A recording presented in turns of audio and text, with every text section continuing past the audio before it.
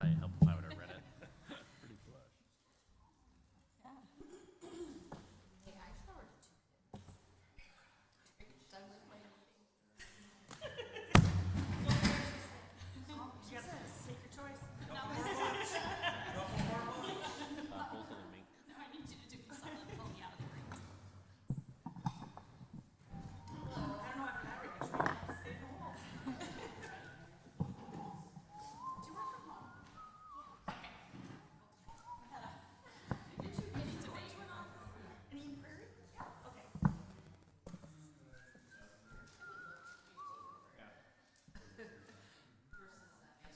Lakeville?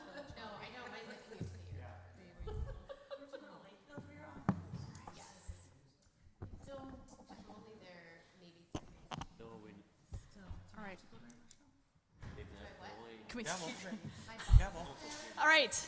Let's call this meeting to order. Item number 1, we have the Recreation Partnership. Mr. Merrick. Thank you, Mayor and Council. Before I get started, I want to introduce some of our friends from the city of Chaska. To my right, we have Matt Podorowski, Matt, the city administrator in Chaska, Marshall Grange, who's the Parks and Recreation Director, and Aaron Link, who's a recreation programmer with the city of Chaska. And the great thing about this evening is we're not proposing anything or we're not trying to get you to buy anything. It's just really a review. It's a review of the program to date, and we're really looking to have a conversation about how the program and partnership have been going, opportunities for growth, opportunities to take a pause and say, is this really what we want to do? And so we've put together some slides to kind of encourage that conversation, and our friends from the city of Chaska are here to kind of add to that conversation and answer questions you have on specific program details. So really getting into the elements of the partnership, I like to think of this in kind of 3 buckets. So the first bucket was the resident rates for facilities, second being community event support, so think of vehicle fare, and then third is programming in Carver. So that's the traditional, you'd have a kickboxing class, in a facility in the city of Carver proper. Chaska Parks and Recreation staff would facilitate that. So those are the 3 primary buckets.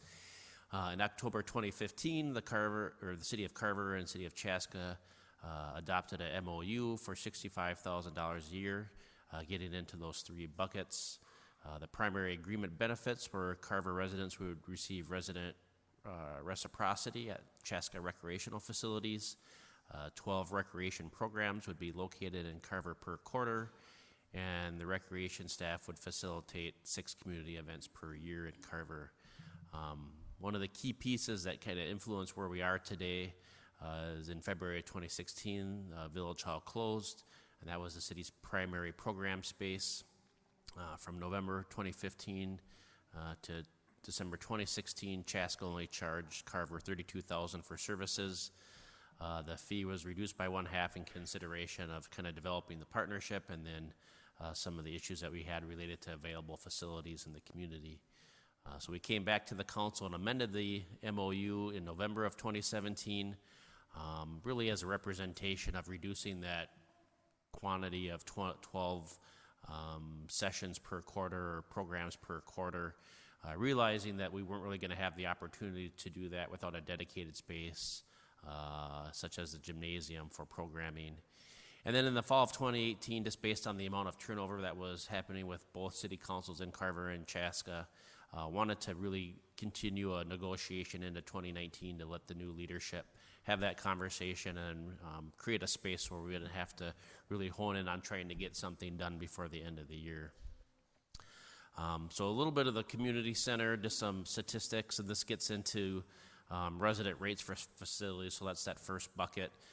354 community center memberships, 956 total members. So if you think of Carver as a population of right around 5,000, we're pretty close to 1 in 5, 570 unique individuals, approximately 51,000 in resident rate discounts provided through the partnership in 2018, and then you can see the amenities that are provided at the community center.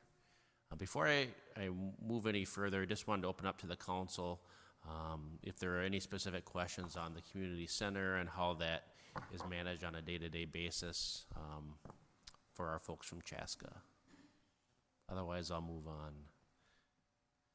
Chaska Town Course, kind of self-evident what those amenities are and how that relates to the partnership. Again, another amenity, Chaska Curling Center. Then getting into our community events, and this is an area that's kind of, I think, an ongoing challenge and also an ongoing opportunity.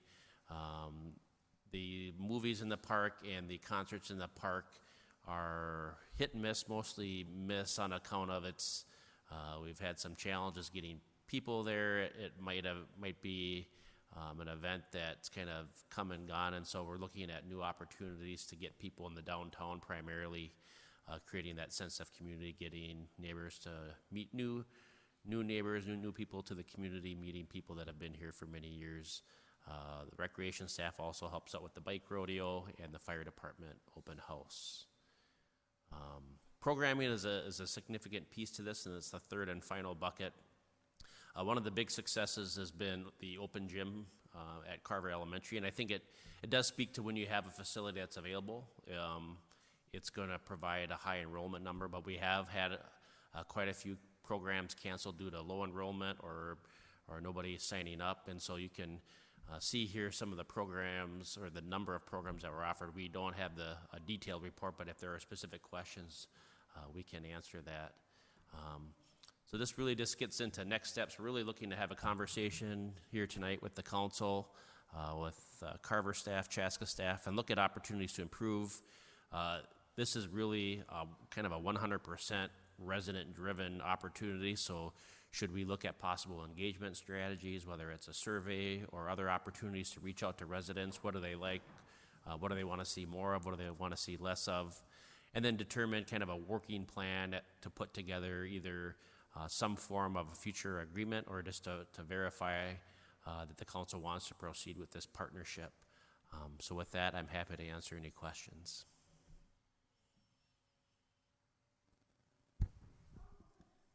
So I'll start. So we, back in January or February at the resident advocate meeting, we kind of broached this topic, and folks overwhelmingly like the partnership, like being able to go to the community center and pay resident rates. We also talked about, I of course don't have my notes in front of me, but the general themes were they liked it. The programming in Carver was a nice to have. It wasn't a need to have, which was some of kind of the overwhelming broad brush strokes.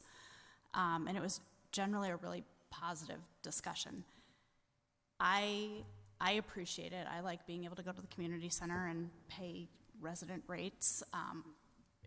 The agreement from years ago, we moved to Carver thinking that agreement was still in place, except it hadn't been. So it's nice to to bring that back. So, Yeah, I mean, what stood out for me in the data here was that 20% of our residents are members at the community center, and that's pretty significant. So obviously that's been a big draw. The community is using it. We're also using the town course. We're using the curling center. I think the only question for me is the activities that take place in Carver. I'd be interested to know out of some of the programs that were dropped because of low enrollment, if there's a certain theme of type of program that maybe we say, yeah, let's maybe not offer those anymore. But those that did have people signing up, if there's a theme there that we say, yeah, we probably want to continue those, but maybe not some of these others and limit it. I don't know. Or we get some feedback from a survey kind of thing. That seems to be the unknown. I have a question. When we're looking at the years, so we're looking at 16 programs offered, 9 that didn't happen, and then as it goes through.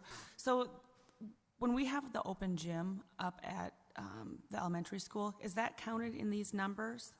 Oh, good question. I don't believe so. I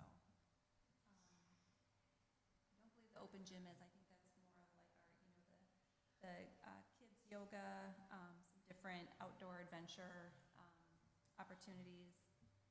But I'd have to look back at that. I'm kind of just getting caught up on some of these numbers. And Tessa Severson is our special event supervisor, and then Sandy Jansen, another staff person, have been kind of pulling numbers together and these stats. Okay, so the reason that I asked that is that if 16 of those are kind of Right. the open gym or things that are happening out of the gym, I don't think you have to sign up for open gym. I think you can just show up. right, I just So didn't don't know how if it you was, track that, if right? it was, well, if you Yeah. track the days, you know, we've got I it on suppose.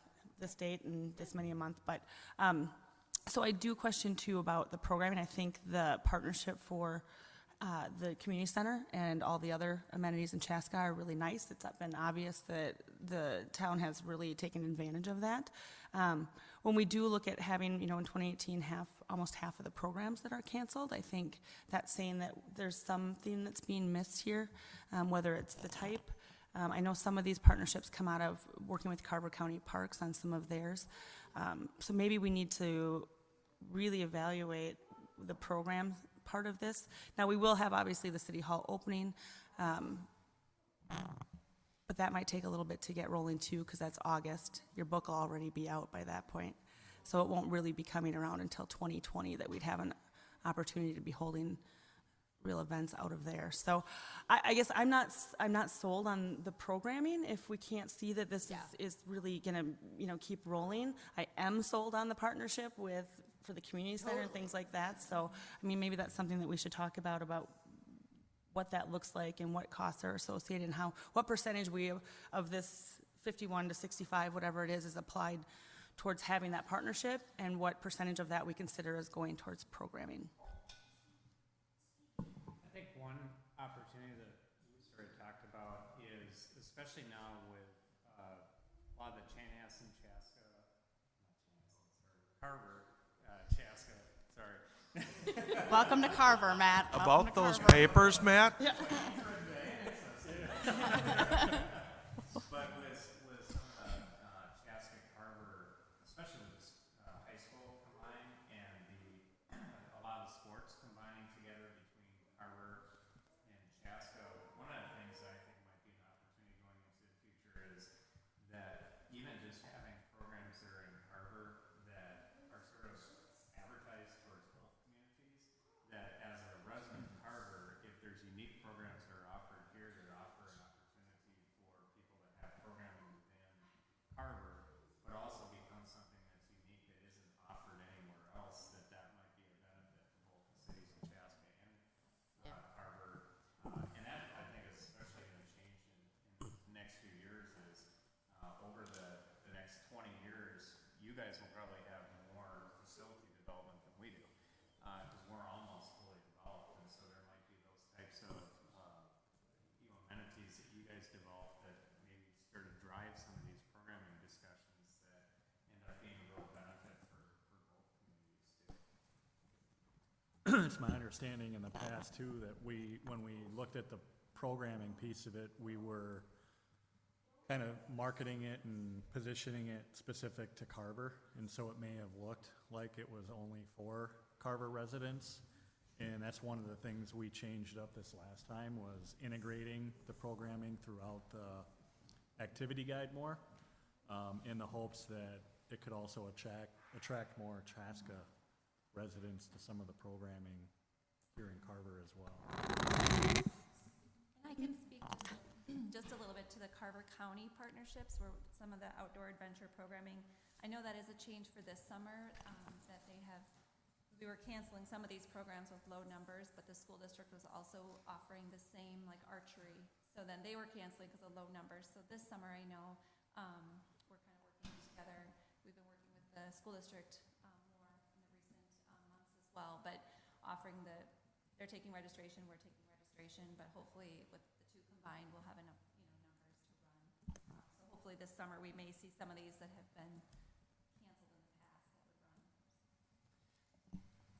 And my comments are just that the partnership where we can extend these services to our residents, I think, is very favorable. I'm glad to hear that in addition to the city of Carver reaching out, that you guys are reaching out at the county and school district level, just so that there's more collaboration and less competition, because I've seen that myself. What I don't really see is what programs are we missing? What are your residents saying, and how do you capture that? And then could you, like, if it is a survey, could we duplicate that? Like, because I don't know what the gaps are. So if there's already ideas for type of programs? How do you get that information, and or how could we be part of that, getting the information too? Yeah, I think our rec team has talked about, trying to kind of survey the community, and it might be something that we can survey both communities together, but just to find out, how are we doing? Are we offering what, people like to see? Are there things we are missing, different interest areas, new things? So in my new role, I'm excited to kind of explore that, and I see that could be something that we do with both communities together, and just kind of find out a way to, how to do that survey. That would be great. That's something I would really support. One thing that I have heard, if we're going to keep moving forward with doing programs, is that rather than in the summertime having like a 2-hour programming, have like a 4-hour, so that parents can maybe go to work and then pick up at lunchtime. And I'm not saying that we haven't done that or don't do that, but I have certainly heard that in the past, that it's a lot easier if there's a program, whether it's kind of a travel camp or whatever, that it lasts for a chunk of the day, so that parents can have that chance to go to work and then come back and pick up at lunchtime or after school, or sorry, not after school, after work. Go ahead, Glenn, you look like you have something. Oh, okay. You done? Yeah, I'm for right now. Well, I've been very satisfied with our arrangement. I know that I've been a member of Community Center and the Curling Club, which I have to be at later. But Priorities. well, yeah, priorities. I see that mostly with the low enrollment and cancellations in Carver has basically been because of the venue. And with the city hall being done soon, that'll open up a lot more opportunities for stuff to be held at the new city hall. I know that a lot of people that go down to the community center or the curling center, they use the splash pad a lot. They love the concerts and stuff they have in the park because the venue is, it's nice. But we can always look for more opportunities once our venue of the city hall. I think that'll be a great asset moving forward. That's all I got. So what I'd suggest to the council, and I'm open to additions or deletions, is we'd conduct as a staff a 3 to 5 question survey. We'd use like a Survey Monkey tool, advertise that, get as much feedback, and then use that as an instrument to see what's possible in the new city hall space, get some of the feedback that we've heard tonight, and really take a targeted approach to 2020. And then based on the results, then that would really tell the council and the Chaska Council, frankly, and team what's possible or what's working and what's not. And it'll be certainly not a decision that the council needs to make tonight, but it feels like some of the hallmarks of continuing, at least through the balance of this year and through 2020, and then understanding if there are going to be more opportunities or if you want to scale back as kind of a general approach to moving forward. I don't know if that rings true to you or if you want to use a different approach, but that's kind of what I'm hearing. Is there a way to break out that percentage of fee that is considered going towards our partnership with the resident rates as compared to what percentage is going towards the programming? Yeah, it's pretty easy for us to assess specifically what's being utilized through the facility portion of it. So, for example, I think right now we're, throughout those slides, if you were to add that up, the Carver residents are actually meeting, the value of what we're currently paying just through the facility access. So in theory, we're providing some of that programming is kind of above and beyond. Well, but in theory, too, when we put this agreement together, there was a specific number of programs that were expected every year along with that. So I don't think those numbers completely can correlate to say, well, we have this many people who are spending this much at the community center, because that agreement was as a whole to include the programming. So if there's a way to look at what that originally had looked like as to what dollar amount we're putting towards programming, what is considered going towards the subsidy of the facilities, I would really like to see that. So it'd be something you'd Chaska would have to answer. So we were paying $51,250 a year. Do you consider it something you can segregate out, or is it a lump sum, or do you need to think about that? Well, it's pretty, I think like Marshall said, it's pretty easy with the facilities to see that, what we, that's something we broke out for the presentation, but we could certainly go back and actually look at the programs themselves and then say, what was, what's the cost and the revenues that are generated from different programs that we offered. We'd have to go back and actually pull those reports. Sure, I wouldn't expect you to have that answer right now, but yeah, just looking at saying, we considered that 20% of it was going to be considered towards programming and 80% was going to be considered towards the facility fees. And then outside of that, I wanted to just make one comment. I did hear from a resident who went to use the Chaska Town Course, and they, obviously our Carver resident, went in, and the person behind the counter was insistent that he needed to be a Chaska resident to get the discount. So if you could maybe just give the Town Course a little reminder, that'd be great. Thank you. And, on the idea of the survey, I mean, Erin's new in her position, Marshall's pretty new in his position. I think that's a great idea for us to be doing this together, because to get a good sense of what our residents are saying, what your residents are saying, is going to give us all a better picture of what's going on. It'd be nice to have some synergy between the two surveys that are going out, so we're all for that. Good. Good. Any other comments? We're all good with that plan? All right. Thank you.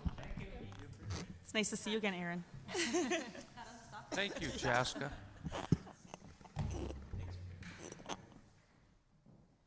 All right.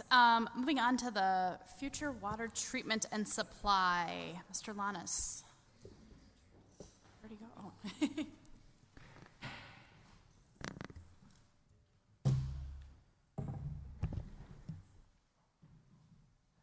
Okay.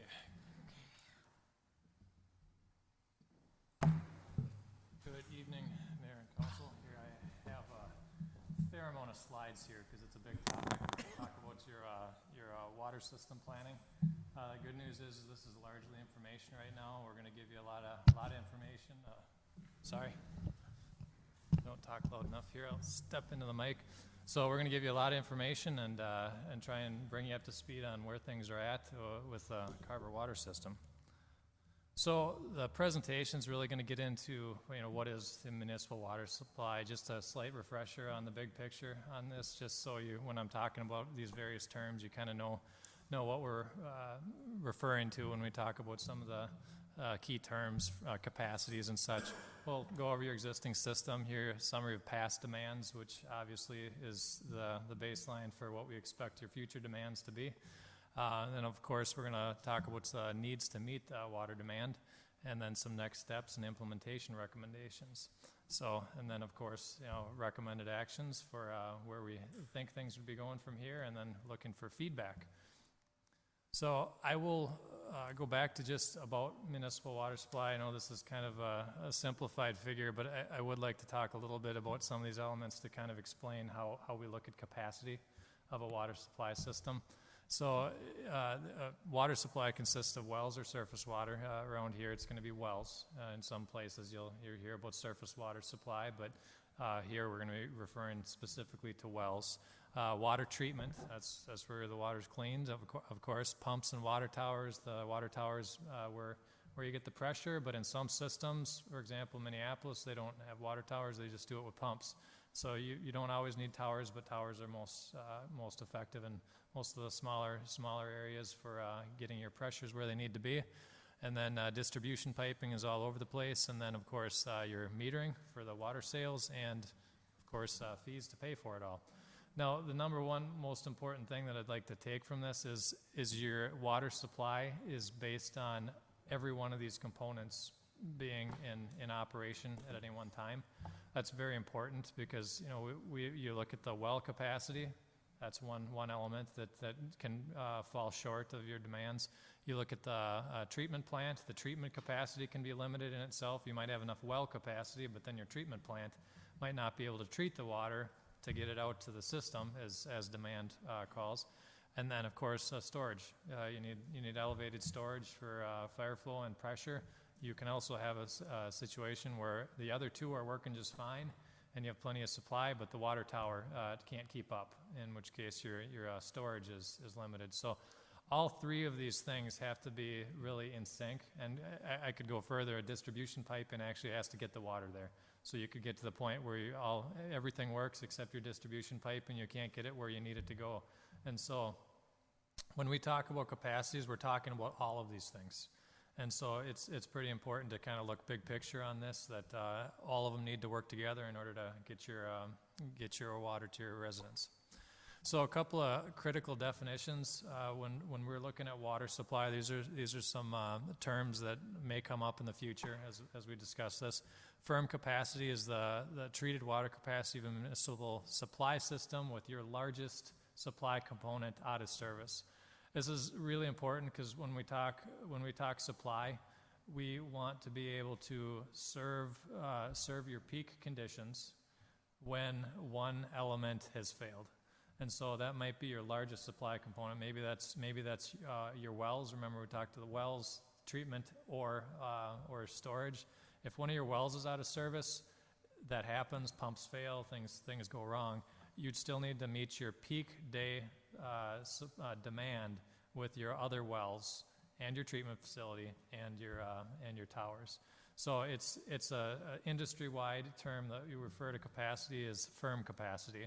It means we're very confident that even if something goes wrong, you'll still be able to, we'll talk the next term, which is fire flow, meeting a fire in accordance with fire codes and requirements. Even with one of your largest supply components out of service, you'll still be able to fight a fire on your peak day of the year. And so that's how municipal systems are largely going to be defined, and we'll talk a lot about that when we talk supply, of your system versus the expected demands. And a maximum day demand, that's the water supply required on the highest demand day of the year. So I've got a few figures to show you how that works. You see some notable peaks throughout the year, and you have to design to the peaks. Whether we like those peaks or not, they exist. And so I'll keep running through the realities. Can you give me an example of a firm supply situation where something has failed? Like, can you give me a scenario? Okay. Help me process one of those items failing.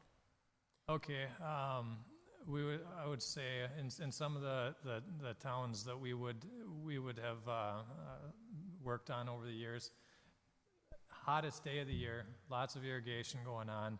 The water tower is drawing down, and the pumping capacity to feed those towers is not keeping up. Okay. So if you have all your wells running at all times to try and keep that tower full, you start drawing that tower down to the point where it gets too low, you're going to start seeing pressure losses throughout your entire system. Okay. And quite honestly, the supply is going to draw it past, it's going to overwhelm the pumping capacity going into the tower. So the firm capacity element of this is that's happened in many communities. If one of those wells that was feeding the tower as it was kind of getting drained down failed, it would most definitely have been out of water and out of pressure.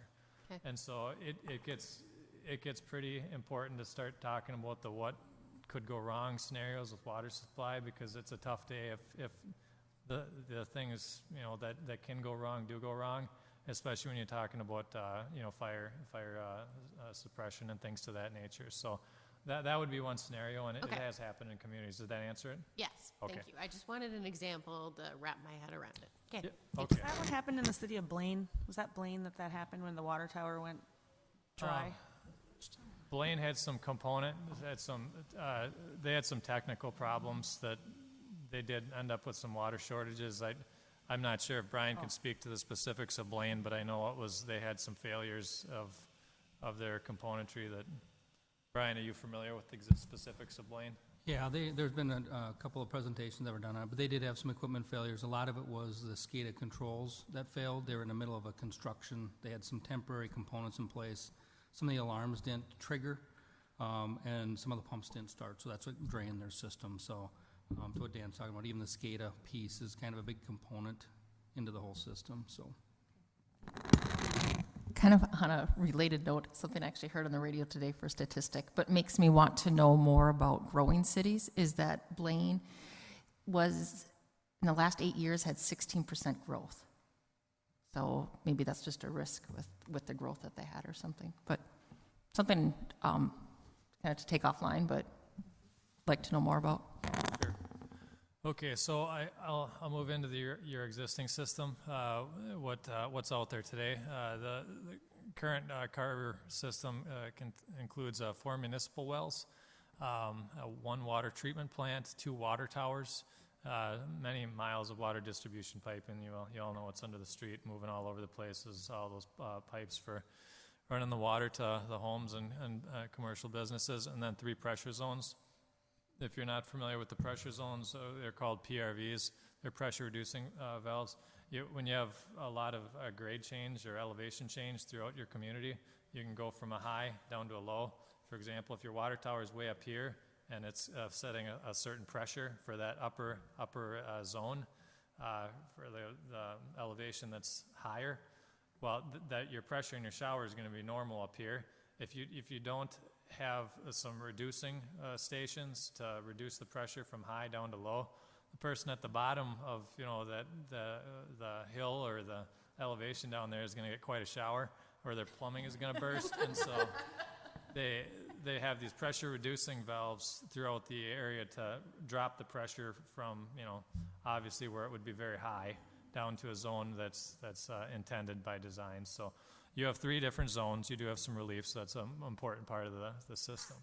So that gets into location of storage and things to that nature. So that's just some background on what you have. So a summary of past and current water demands. This is just raw data from Brian's records here on how much water has been used at the city. So if you look back here at 15, 16, 17, you'll see average day demand, and what that means is that's kind of your rolling average throughout the year. The maximum day is the important one that we're going to call out. I got a couple of graphs that show what that looks like throughout the year. But what I highlighted in red here is your demand that was actually exceeding your current sustainable facility capacity. And when I say that, we're referring to firm capacity. But it was actually pushing over and above what was intended for sustainable capacity. Now, there's a little difference between running out of water, for example, and exceeding your intended capacity. For example, in these situations, you can run your pumps 24 hours a day. You can hope that everything is going to be in service throughout these periods, and you're not going to run out of water. So that gets back to the assumption that the firm capacity is a bit more conservative than that. It's going to be assuming something went down, a major component went down, and you're not running your equipment at all hours of the day to try and keep up. That gets into the realm of, all right, we need to start thinking about expansion, and we'll talk a little bit about some of the things that Brian's been doing to try and stay ahead of the curve here. But what we're going to be talking about here is the big leaps that you can expect over the next 10 to 20 years and really need to start planning for. So the idea being is you're reaching the limit of your system, I guess, is really what we're going to try to get out of this. So why? Demands expected from growth. Here's your 2040 comp plan. You can see the growth areas shown and what you could be growing into. Now, what pace that happens at, it's anybody's guess. We can't predict that. All we can do is go off past growth and make projections based on some assumptions on where your population might end up in 2040. But there's quite a bit of growth area here. You're not really hemmed in at this point. There's a lot of potential to expand, and I think as everybody up here has seen, Carver hasn't been exactly a undesirable place for developers to go look for opportunities to develop land. So we are expecting that there's a great deal of potential here to expand and exceed the system capacity here. So your annual water demand versus current capacity, remember we talked about your demand for water is not always uniform. There's that maximum day demand. So this kind of outlines what that is this is your 12-month cycle of water demand. Again, this is based on Brian's records for how much water is being used. And what you can see is the pink we'll just say that's bad. That's getting up there to the point where it's running pretty much close to your capacity. Orange is it's getting up there. That's close. And then your blue lines that's your demand throughout the year.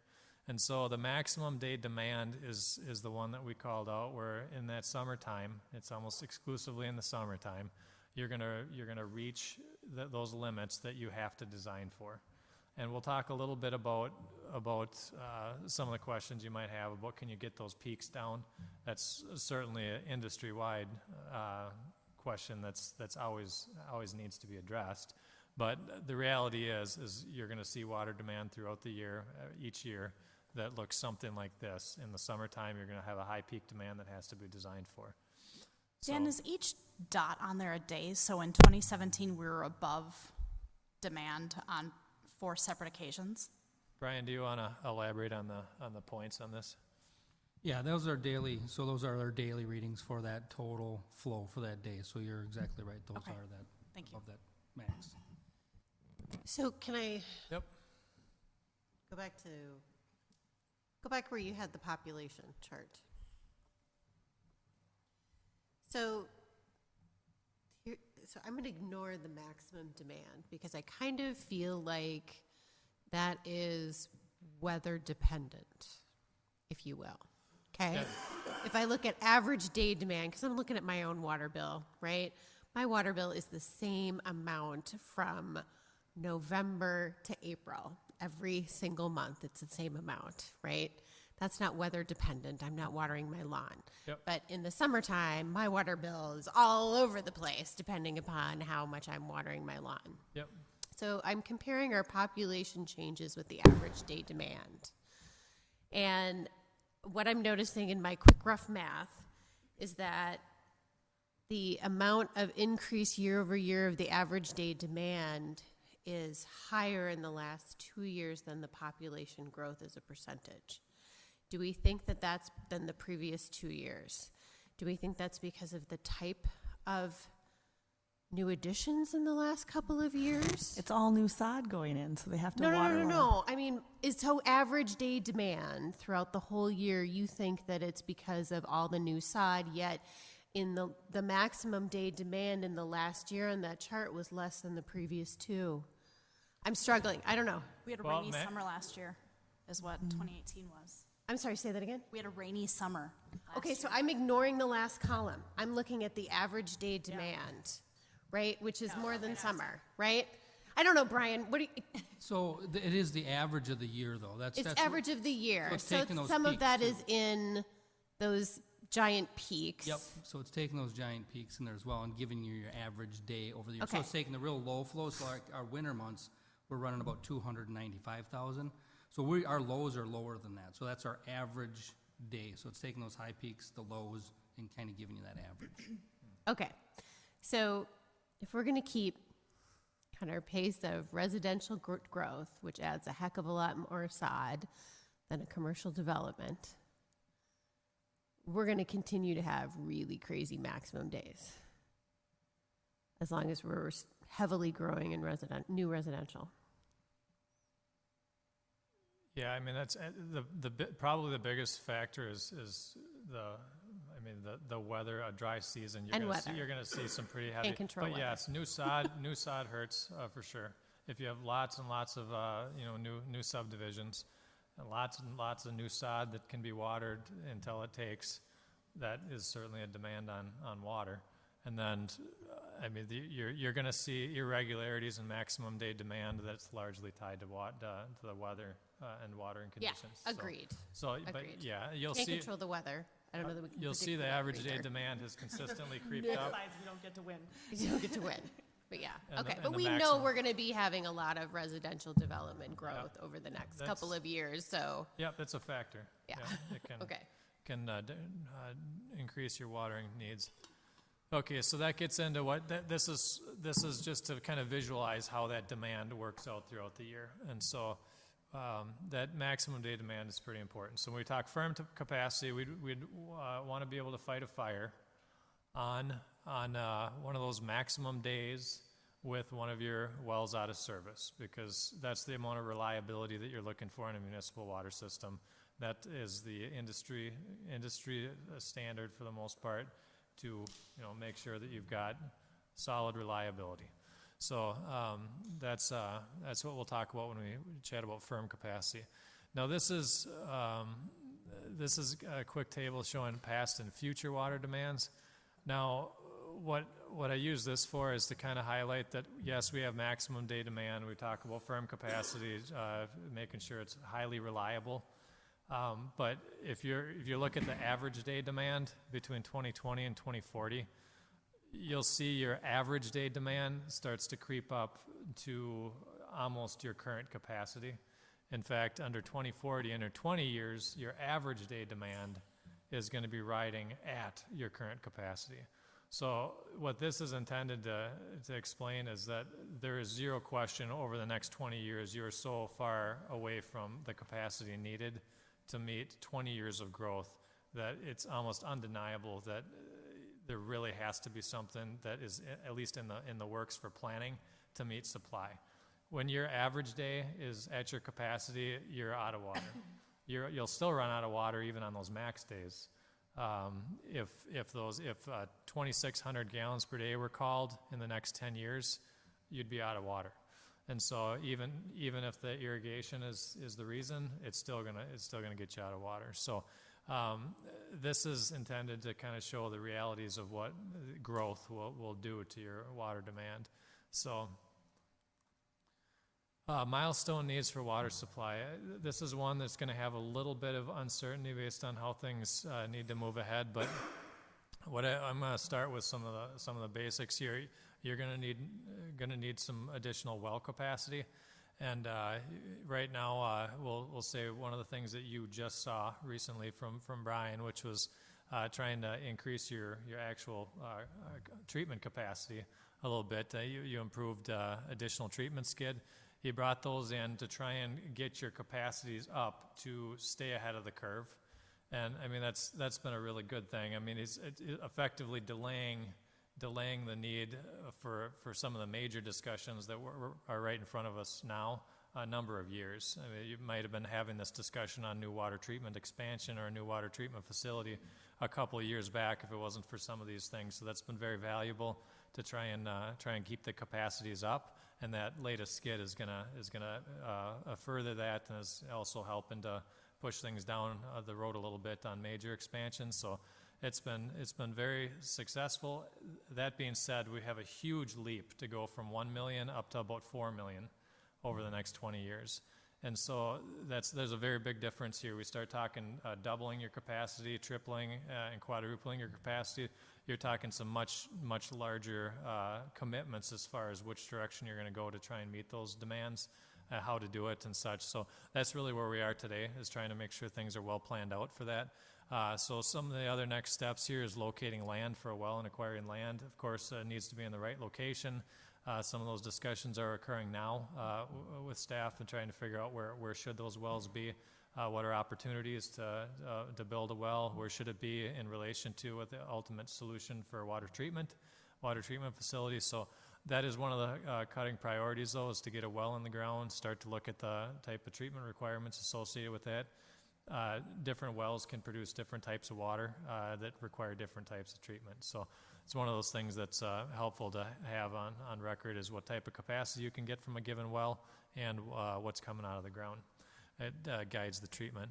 And then, of course, renovations of the existing facility. It's been around for a long time. There's different scenarios for renovation. There's keeping it in operation with a new facility, taking a brunt of the load. There's renovation and expansion. But at some point, there's going to be a discussion on what is necessary to keep that existing facility operating, or what should be done based on the ultimate solution for water treatment. How expandable is it? What are the options? So that really needs to come out of the coming steps here to determine what's appropriate to put into the existing facility, or how should it be treated in the ultimate solution.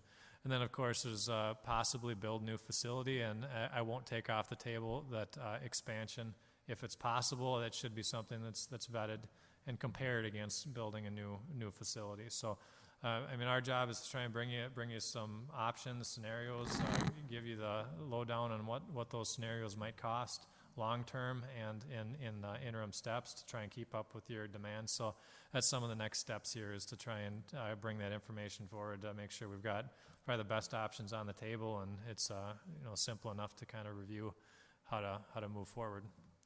So primary implementation costs, probably your favorite part of all of these presentations, is how much would actually be out there on something like this. They're big numbers. They are very big numbers. Granted that they're long-term paybacks in most cases, but they're large numbers to get into water treatment expansion. And so new wells can run almost $1 million. And so you've also got renovation. You've probably potentially seen some numbers on that could be upwards of $1 to $2 million, but depending on if the renovation of the existing facility ends up being very basic, just to keep it operating while a new facility is being planned for the ultimate solution, that number could go down, and that also would get factored into the options analysis as to the pros and cons of various alternatives. And then there's build a new facility or related infrastructure, expansion, build new. Now, what we've looked at to date is build new for 20 year. In most cases here, you're looking at building for 20 years of potential capacity. We always look out at least a 20-year horizon. These facilities are intended to last 40, 50, 60 years, but capacity is something you wouldn't go out 60 years on it. So you're going to look for expandability, how you're going to continue growing in all solutions. But generally speaking, what's being priced out at this point is about a 20-year scenario. The reason why I have $10 to $15 million in here is because there's different scenarios that could play out. You can build part of the capacity and then expand it. There's different ways to build less and expand. And, there's different scenarios that can be looked at, and that would be part of the equation that needs to be brought back to you in the coming months here. So most cost in this case would not be occurring until 21, 22. Can I interrupt with a question? Yes. Two of them, actually. So for the first bullet, for increasing the capacity of the wells and drilling a new well, is that $1 million? Is that all in? Is that land acquisition and all the equipment? It depends on the land acquisition. Of course, if you're buying just for a well, that would probably fit well into this range here. If you start buying way more than just the well, then we might be talking a little bit different, which would fall into the $10 to $15 million range if you're talking about water treatment facility also. But for the well itself, yeah, I've got that number up a little bit for some of the various scenarios that could play out. We also would have a scenario where we don't have to build the well and have it in operation day one. Part of that is to get your capacity of the well, water quality and such, in which case the rest of it could be finished in 2022, put pumps in. So they're scoping level, but that's the order of magnitude to build a well, yeah. Okay. And then my second question, for these price points, these are different than what we saw in the utility rate study, correct? Or are they? Yeah, they are. That number was a bit smaller, and that's the difference between some probably we'll say higher level approximations here on what your needs are going to be and post study. There's a big difference when you're estimating a water treatment facility and when you're saying here's the realities of it. We're closer to here's the realities of it, and plus we're factoring a little bit of inflation and such. So that's where we have to go back and tie these things together. And the further we get down this process, the more the numbers become real. I still have to consider this to be scoping, where earlier on in the rate study it was certainly a lot higher of a shot at what you might be needing. So I have a couple of questions too, if we're in that spot. The amount of water capacity that we have right now, considering the new homes that are going in, all the ones that we have platted. I'm thinking about the sod. Are we okay? If let's say building stopped tomorrow, nothing more came in platted, Are we in a safe spot with water today? As of today? Today, and then with the new homes that we have platted, nothing, not looking into the future of nothing, or things that haven't come in yet, the houses that are set to be built. It's a more comfortable spot and it's more stable. And I can let Brian speak to that a little bit, but I'm not going to say there's nothing that would be needed. I mean, there's certainly things that would be associated with your existing facility reliability and, some other, we'll say, firm capacity improvements for reliability. But Brian, you can speak a little bit to how comfortable you are with your current supply. So. Yeah, currently now, we are operating. The renovation of the water treatment plant is something that would be real, that we'd still be looking at. But it kind of, back to Dan's point, is the firm capacity of our stuff. So well production, we'd probably be looking at still another well at some point in time. And then we'd probably, with the skid operation, that's the only thing that gets us there now. And that's only for summer operations. So we would have some winter considerations we'd have to look at as well. So. Okay, but so technically with the houses that we have platted now, we're okay. Houses that are built now, the houses that are platted there'll be more skids that would be needed for that peak. So there's some improvements that have to be made. Okay, I'll have more comments in a minute.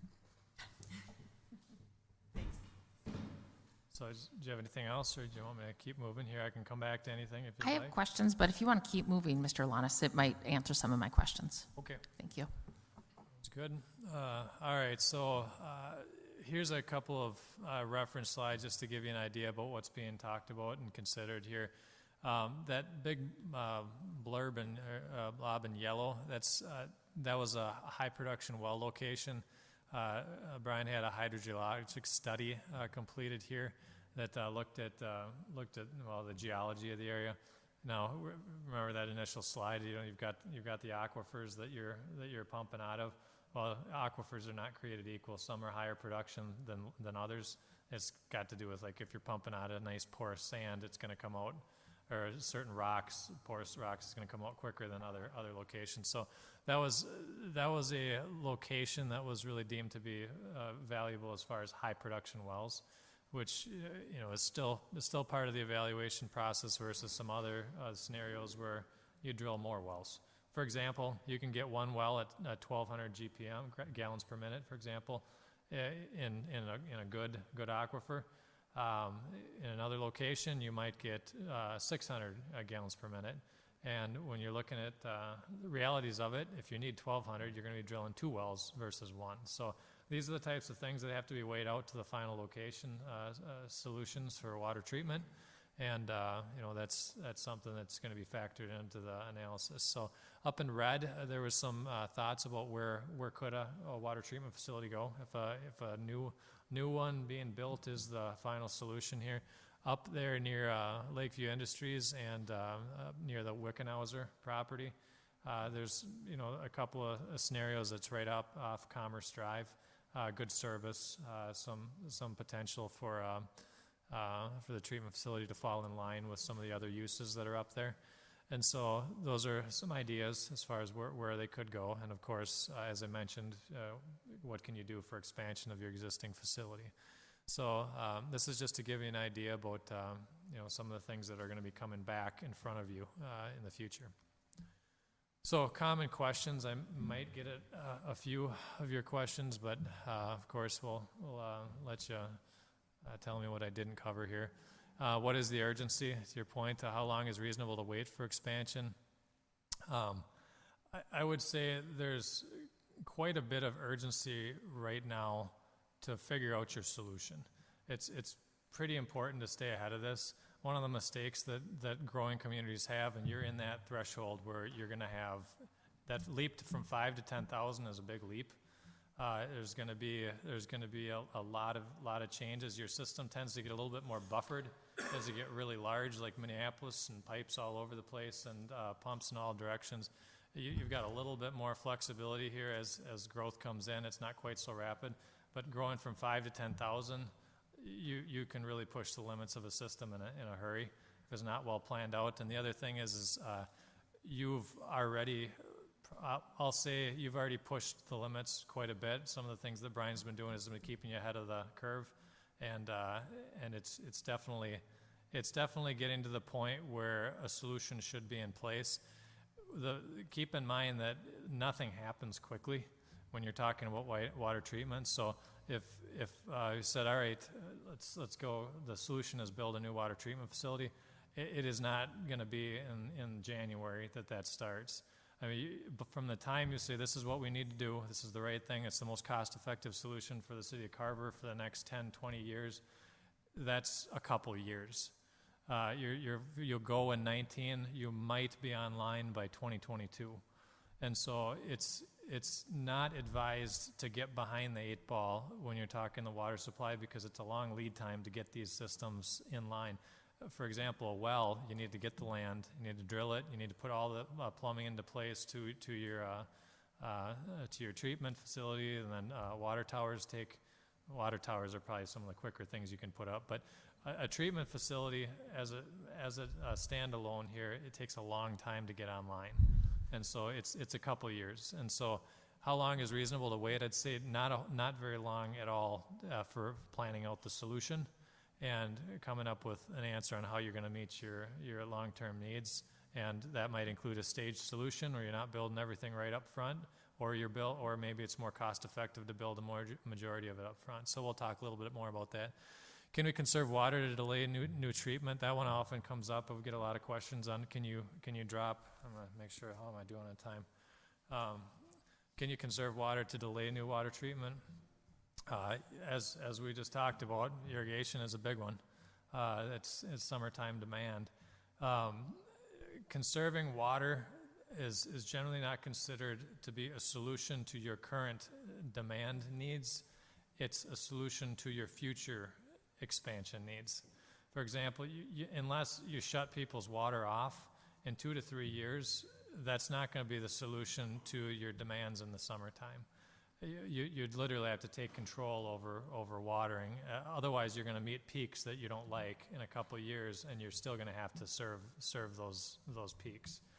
So, what I would liken to this question is, you can greatly delay how long you'd need to how long your expansion would serve your system if you get into some water conservation techniques that are very effective in, say, 2030. We might be assuming that expansion will take you out 20 years. Water conservation might get you out 30 years, maybe get you out 25 years. So, but as of now, it would be very difficult to use that as the solution to your demands, because without flat out taking control of people's faucets, it's not going to be a very quick and readily available way to address some of these peaks. And so it's definitely something that should be a priority, and as always, it should be on the forefront of these discussions. What if city growth slows down? Is that being considered? That's certainly been something that's been brought up. I know Brent's definitely wanting us to look at all the different scenarios. What if the growth rate slows down a great deal? What's going to happen to a payback scenario on tripling your treatment capacity? What does that mean? And then that's going to be compared against, well, what's the ultimate long-term costs of these different solutions to get your capacity from point A to point B? So I'm going to talk a bit about that in some of these additional slides, so I'm going to move on to those to kind of explain it further. But how are water treatment options reviewed for cost implications? There's different ways to treat water. There's different facility types. We review the different treatment options that are out there. We compare them for cost, we compare them for maintenance and serviceability, plus we get into some life cycle scenarios. We've had scenarios where a water treatment facility type might be cheapest for the build-out condition, but over a 50-year life cycle, and because of rehab and repair and maintenance of certain components of that treatment facility, it ends up being more expensive to a community over a 50-year life cycle, because these are going to be with the city for, again, 50 years. And so that does get evaluated into the process, but ultimately there's about three primary ways to deal with water treatment. So can we phase water treatment for expansion? Yes, the answer is yes, and I'm just going to talk more about that, and that also gets into what if the city growth slows down. So got a couple of slides on that. So staging scenarios. Just the basic premise of staging here for water treatment is you can build significant capacity. Say, for example, 10 to 20 years, you're going to get your capacity way up, and then your growth is going to grow into that as time goes on. Generally, what that's going to mean for you is that's going to be your lowest amount overall that you're going to pay. You're going to pay a good majority of it up front. It's all your construction efficiencies are going to add up because you're pouring everything together. You're going to get a contractor to show up one time. You're going to do all the filters together, all the concrete together. It's mass production effectively, and so that's what you're going to see is in the future. You'll likely see a scenario where you're going to have the lowest overall cost from building your capacity up with some of the recommended alternatives. However, there is plenty of options in which you can pay lower upfront cost, which might be something that's applicable here, and then pay again in X number of years to expand in a planned manner. Higher overall cost, more often than not, that's going to give you a higher overall cost that the city would end up paying over a long period of time, but it's got some benefit of reduced initial expense and some reduced risks. So those have to be all weighed out, and that's what we're going to be doing, is laying those out and saying, all right, get your finance reps to take a look at it and say, this is the different ways that this would play out, and where it gets into the territory of maybe it's not financially beneficial to do each and every scenario here. So we're going to have to look at all those and compare them side by side, and I'm going to explain this really, really briefly with a couple of simple slides. Phasing considerations. You can build it out 15, 20 years. This is what happens in a number of cases. Right now, what you're going to have, take a look at this blue line, that's going to be the city's demand. I can't predict that demand. We can just simply go off of historical data. We don't know what's going to happen. But your demand is more likely than not, if you're like any community that we've seen with the type of growth area and potential you have, it's going to increase. The bottom of the blue line is where you're closer to where you're at now, and in say 40 years, you're going to be up closer to that projected water treatment facility capacity. So when we're looking at this, you're going to at some point have to go from that lower line all the way to the upper line. Over 10 years, 15 years, 20 years, whatever the case may be, you're going to be going down here all the way up here on your capacity. You could build that up front, and then you're going to see a big facility that treats your water for a long period of time. You're going to probably see some construction efficiencies associated with that, or you can get into different phasing scenarios. So you can build a smaller facility with less capacity on day one, and then you can increase that capacity over time in a number of different ways. And it kind of depends on the ultimate recommended type of water treatment facility, the way the water treatment process would be occurring, as to how the staging might play out. There's different scenarios, but ultimately you're still getting from low to high, one way or the other. You're going to have incremental steps. And so the evaluation goals that we'd be setting forth and bringing back here is estimated overall water supply expansion costs to meet long-term growth needs. So in all cases, we'd be saying, all right, here's how much you'd be paying to try and get your capacity from down here all the way up here over time. And so that's something to be considered, and the finance folks are going to say, well, there's a value to money also if it's not tied up in infrastructure, so they'll weigh in on some of that stuff. But if you add the costs of those $2 signs with the different expansion scenarios, you're generally going to see a larger number total. And so that's going to be part of this process, as to how many times would you expand and in what way would meet the overall goals most cost effectively and in the best manner for the cash flow of the city at the lowest risk. So that's going to be the phasing and staging evaluation process that's coming up here. See what would make the most sense. And then immediate next steps is, as you can see, we're trying not to drop anything on you that makes you make an immediate call. These are a lot of big issues that more information is going to be coming. But this is a pretty big status check on what's happening and why. And so looking for some immediate council feedback, or as you see fit in whatever manner. We're looking at site evaluation and land acquisition for wells and water treatment. That's something that should be active now.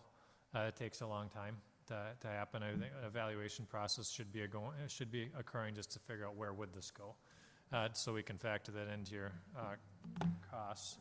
So I'll see if I can remember some of this stuff here.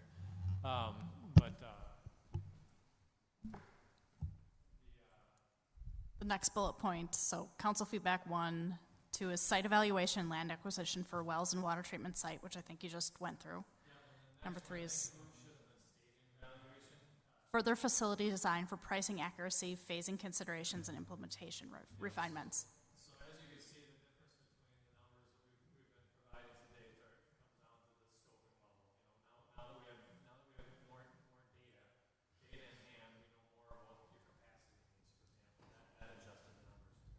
And then we get into the facility type selection.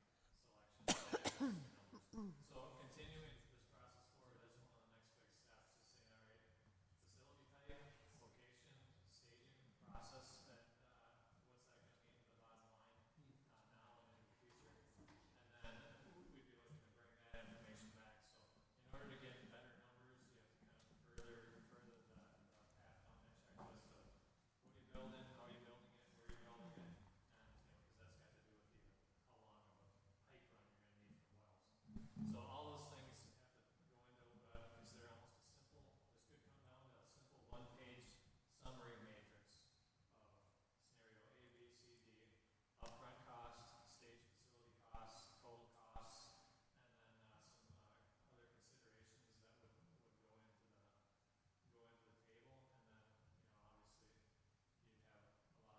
hopefully make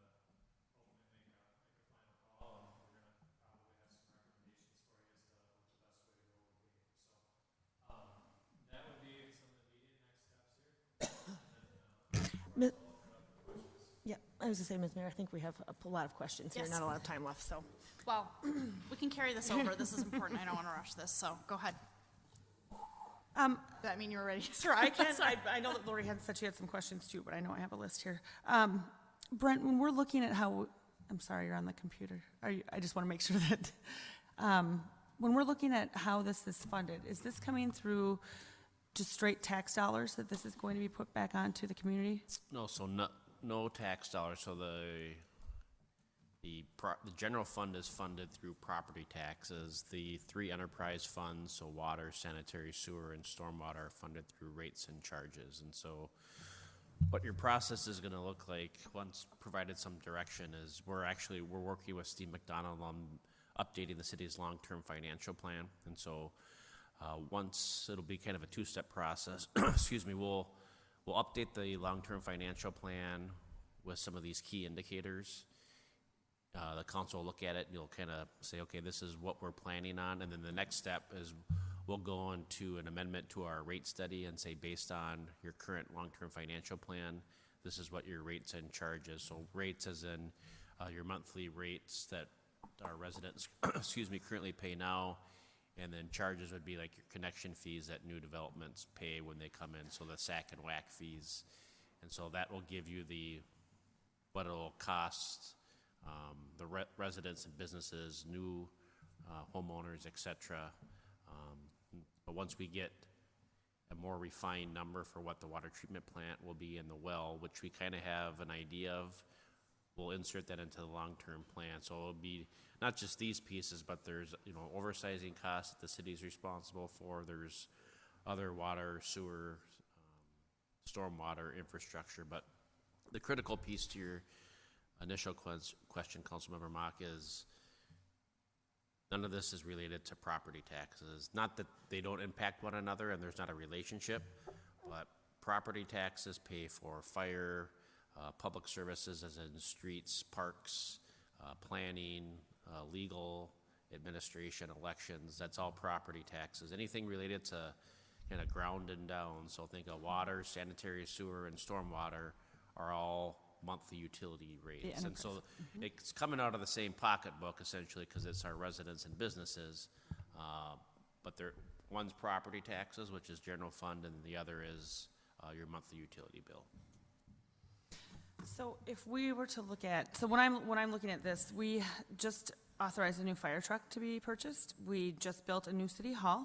We are about to look at County Road 11 improvements in the near future. And then now we're going to be, so you said this will affect new building with the sack and whack charges, right? But this will also affect, you'll be collecting through the utility funds for this too. So all the residents will see that jump?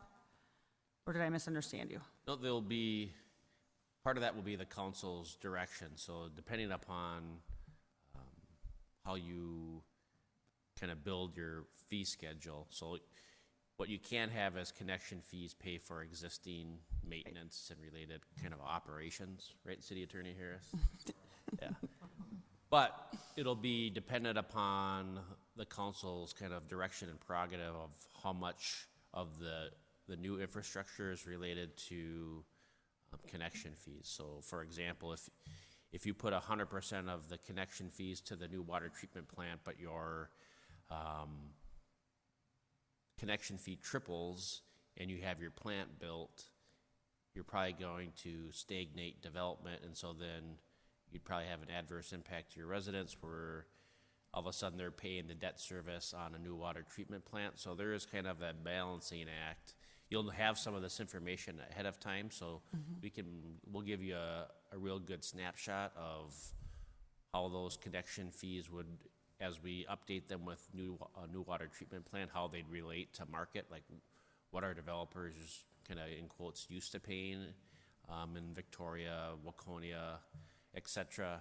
One of the things that I think it was Steve McDonald during his last long-term plan presentation was you can see connection fees, and there's a direct correlation to when cities are updating their infrastructure. And so when someone adds a new water treatment plant, so they go to the highest of the connection fees, and then over time someone else takes that. And so I think Cologne added a significant piece of infrastructure lately. I think it was either water treatment.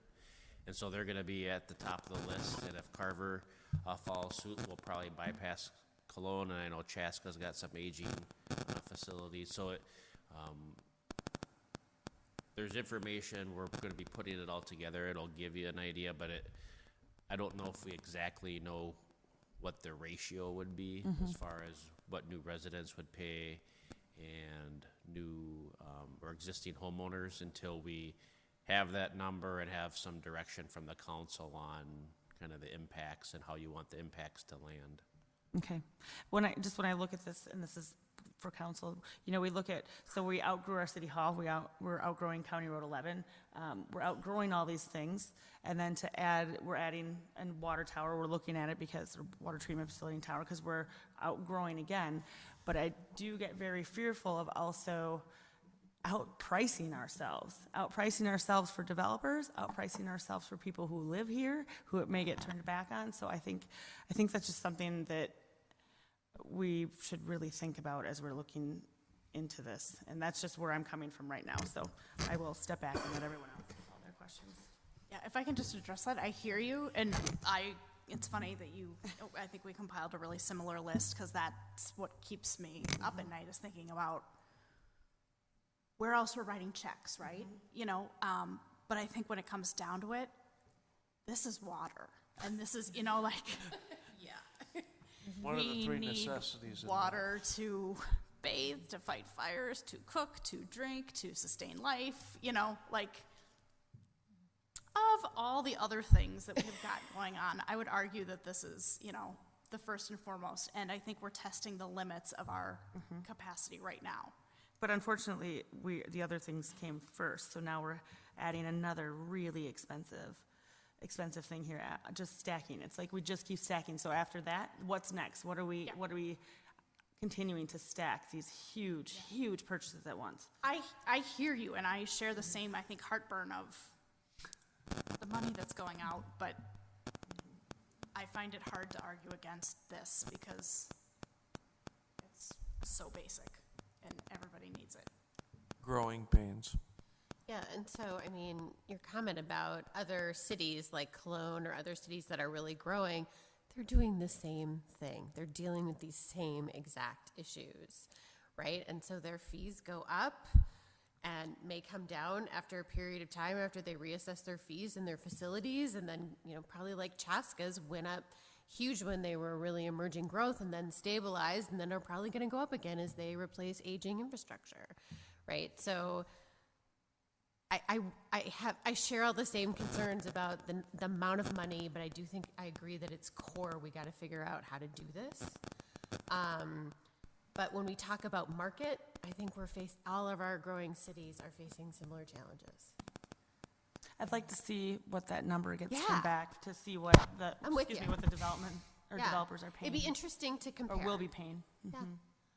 Interesting to compare. So I was trying to think about,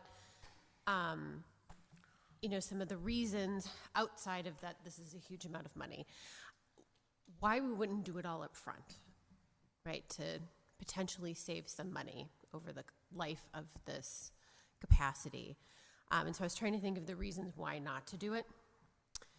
And so I can think of, demand stalls, right? A recession happens. We experienced a slowing of growth in the city of Carver. We thought we were going to be going in like this, and we kind of went, and then we're back up now that the economy has gotten better.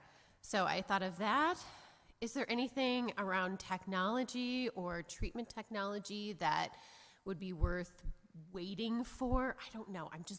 Help me understand why you wouldn't want to do it all up front.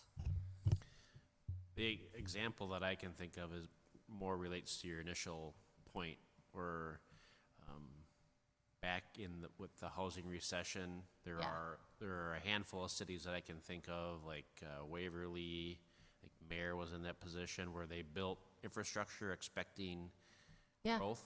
And Carver was probably in a similar position with, if you look back to our last comp plan, what we were expecting. And if you're in a position where you built that water treatment plant and you're expecting a baseline of connection fees, so part of the rate study will anticipate revenue of, let's just say 50 connection fees, and you end up getting 5, then you're in a position where your enterprise funds are really hurting, and really what that ends up doing is then putting on the existing ratepayers. So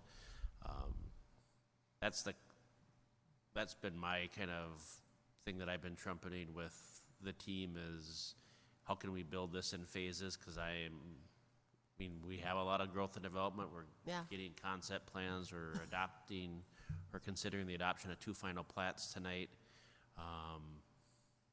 But we're also in a position where you're planning for 15 to 20,000 people, and we're 5 now. So I'm going to refrain from using an analogy, but we don't need the 20,000 right now. And so what can we do to kind of step that up, even though it might be more expensive? But again, if the council feels like it's in your best interest to make that initial investment. But, as I was taking, notes that a council member kind of mock hit it, we have, water treatment and Jonathan Carver Parkway both planned for really 2021. Yeah. And then there's this thing. So maybe that's another reason why to phase it, right? Because we have timing of other projects going on around the same time. And if you believe in things come in 3, we likely get funding for the certified levy and want to do that in 2021. So. We all look at Courtney. So, there's some things to consider. Okay. You're gonna tell me we don't need a certified I'm just levy? trying to. I'm trying to get my head around, why we would choose something over the other, right? I get we need to do something, but I'm just trying to get my head around how do we message that decision? How did we arrive at it? Which one takes priority? They all take priority. I guess I don't have any questions, but I share in the sentiment too of, yes, this is quite an investment, but we need to come up with a plan. And as far as priority, as a city, we need to provide clean water, safe streets, public services, and this is right up there with those things. To give you some feedback on what I anticipate to be some future presentations, I have a question a little bit too on the order that things happen. So with land acquisition, would the city be able to know what a well's potential is when you talked about that GPM before committing to purchasing? Brian's shaking your head.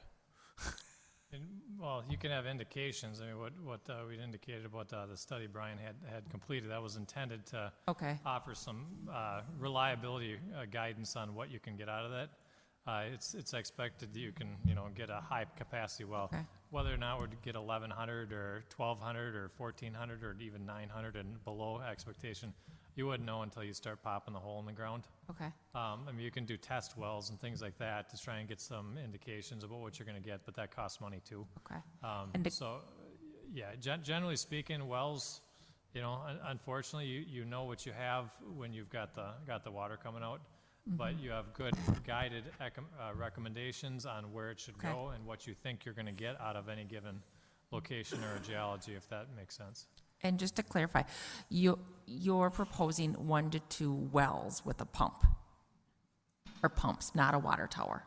Well, a well right away, but there would be additional wells as time goes on. So, a tower, not immediately, no.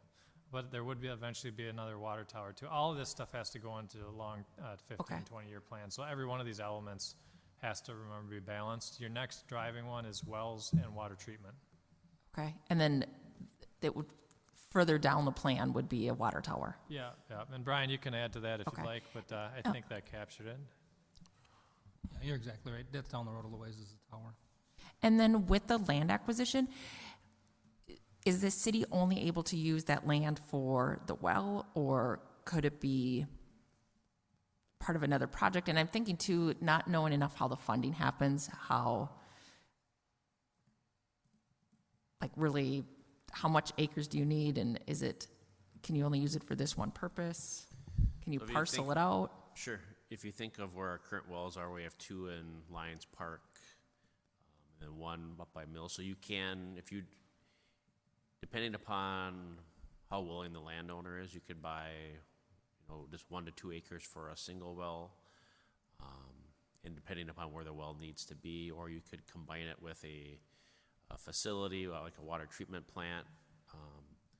We've talked about it again down the road, but if you cited a water treatment plant, and we've talked about storage for public services, and maybe they need a future space as the fire department and city grows. So there are a bunch of different, decisions that you could make, and the priority right now is finding a spot for a well, and that will dictate the piping needs and how the water needs to be treated, but not too far after that as water treatment. But for water treatment, I think we need 5 acres, or does that sound right? Yeah, certainly a lot. Yeah, it's closer to 3 or 4. Right. But if you can, if you could get a 10-acre site, and then if we're in a position in 2050 and we need to add on, one of the things, hindsight being 2020, would have been to try to acquire more land where Christie's Bluff is currently, and have some more area in that space to expand our existing plant. But and there are some maybe possible opportunities there that we're exploring, but that would we want to try to put ourselves in a position where if we find a new site that we have some room for expansion and some other capabilities. Okay, that's helpful to know. Thank you. And then one last thing is feedback. I noticed nothing mentioned about industrial growth. So and maybe it's just not how these projections work, but are we at risk of, if a certain industry wanted to come in that used a lot of water or needed high water pressure, that we wouldn't be a good option for them? Like, how do we plan for that?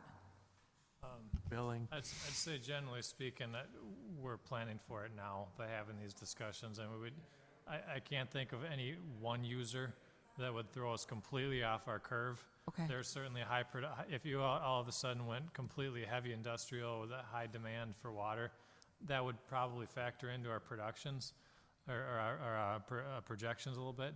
But if we got so close that you couldn't get a development to come in based on being a high water user, we're probably too close just for every development Okay. that comes in the door. So it's a good question, but each individual development shouldn't throw us off the curve, but it can factor things in based on what your land use is expected to be. So, Thank you. We're nearing time, aren't we? I can hold my There's questions. 7 minutes. We got 7 minutes. I know that we're nearing 5,000 or at 5,000 population. We'll be gearing for population of 20,000 within the next 20 years. I know that, Brian, we're at the end of what we're doing with our skids, pretty much.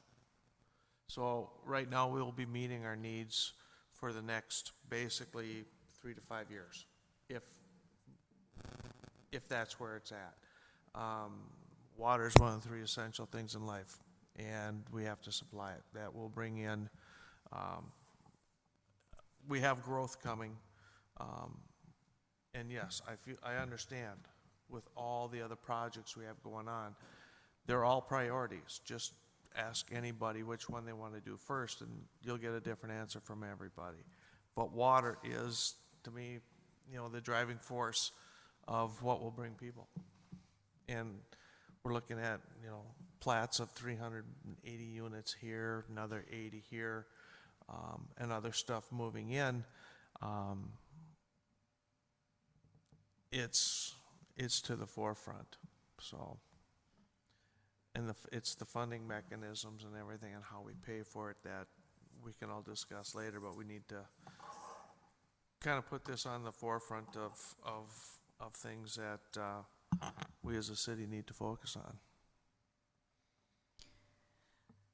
I agree. I think knowing the development in Carver, I think this is something we all very easily anticipated. The 3 of us knew it because we saw the water rate study probably last year at this time. The only thing I'm disappointed in, and I get that it happens, is just that the numbers are coming in significantly higher than what we were presented in the utility rate study. The costs. Yeah. Those are the numbers you're referring to. Yes, the costs. Okay, not Yeah. necessarily the growth, but the Nope, cost. nope. So the utility rate study laid out what we had to do for a new well, for everything that we've gone through tonight. Yep. But based on the numbers, Okay, their predictions of what that would cost, those numbers are different. got it.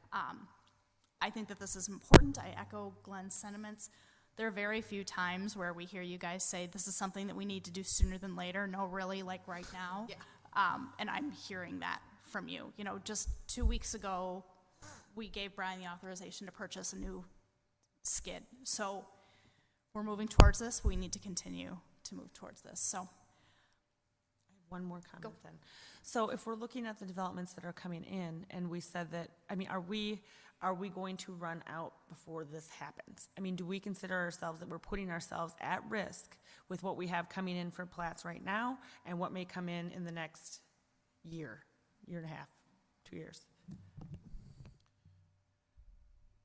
It depends, but the context of the question. So what, if the city did nothing, yes, you'd run out, but it's, we're, if you keep it. Repeat that, please.